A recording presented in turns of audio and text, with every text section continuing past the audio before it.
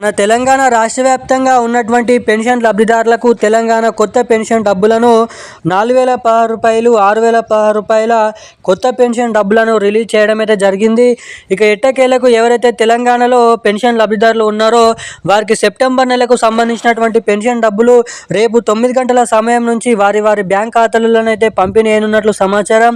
ఇక ఎవరైతే బీడీ కార్మికులు, చేనేత కార్మికులు, వృద్ధులు, వితంతువులు, ఒంటరి మహిళలు, పెలేరే డయాలసిస్, HIV ఎయిడ్స్ వంటి అనేక రకమైన పెన్షన్ లబ్ధిదారుల ఖాతాలలో సెప్టెంబర్ నెల పెన్షన్ డబ్బులను రేపునైతే అన్ని జిల్లాలనైతే పంపిణీ అయిపోతున్నారనేది సమాచారం.